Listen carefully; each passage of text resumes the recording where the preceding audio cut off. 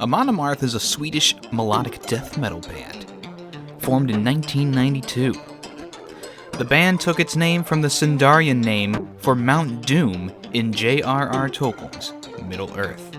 The band mostly comprises of Viking themes and rhythms, with a lot of the songs being built upon the sound of war drums. Amon Amarth has been through a few lineup changes, mostly in the drummer aspect. The last album had a session drummer, which means it's not someone officially affiliated with the band. Before the last album, Fredrik Andersson, the former drummer, left the band after over 5 years of being the band's drummer. So this album has a new drummer, so you may notice a distinct difference between the drumming from the last 10 albums. Berserker is the 11th studio album for Amon Amarth and was released the 3rd of May 2019. Produced by Jay Rooston, it marks the first album by the band to feature drummer Jock Walgreen, who joined the band late 2016. Amon Amarth has come from a long line of heavy music. Up until Twilight of the Thunder God, which released in 2008, you would probably say that this band is more of a death metal band.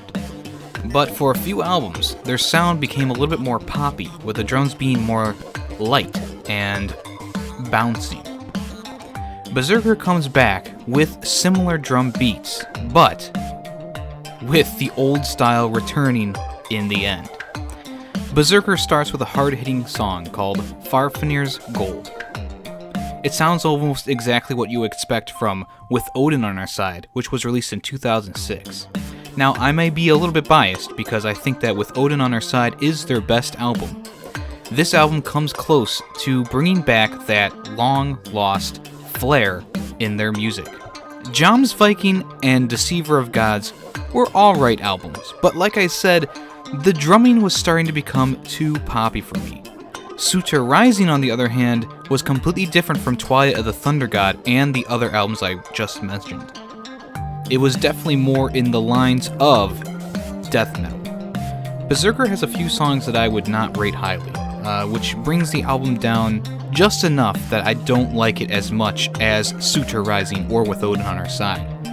What this album lacks in heavy metal riffs, it makes up for in melodic, technical guitar parts, even from the bass guitarists.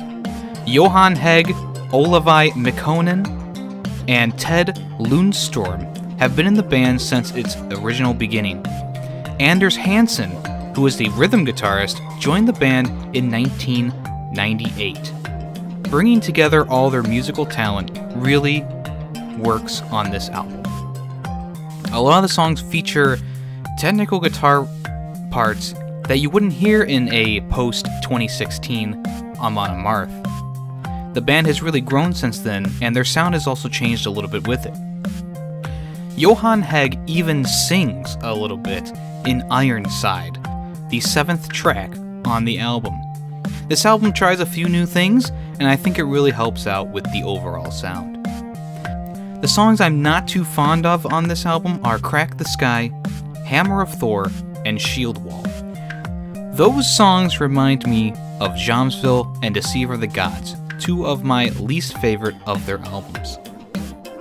The other songs on the album, Fafner's Gold, Valkyria, Raven's Flight, Ironside, The Berserker at Stamford Bridge, When Once Again We Can Set Our Sails, Skoll and Hati, Wings of Eagles, and Into the Dark, all share the same thing. They are fucking heavy. On this album, Amon Amarth is at their best when they are trudging along and getting the job done. The lyrics on this album tell even more Viking stories, which you think they might have been out of by now, but no. They tell even more stories on this one.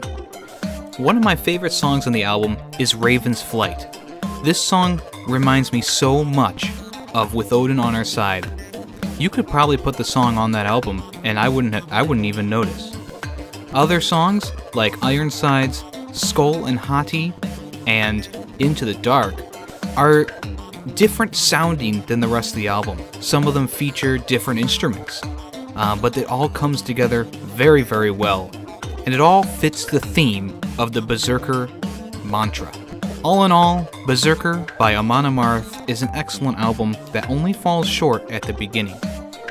Once you get through the more poppier songs, you will find that this album really hits hard. Harder than most of the albums they've put out since 2011. The artwork for Berserker is definitely one of the best they have done yet. Even though Jom's Viking and Suta Rising are great album covers, I think this one rises above other ones that have been put out before. Featuring a Viking warrior with a shield, a bloody axe, a pelt over his head, yelling into a crowd of spears that you are looking from the perspective of. The sky is dark but also light, which is inspired by the song Crack the Sky. I think I would give Amon Amarth's album Berserker an 8 out of 10. So what do you think of Amon Amarth and their new album Berserker? Let me know in the comments below. If you liked this video, let me know also. I'm planning on doing more of these in the future. But until next time, I am YemmytheFerret, and thank you for listening.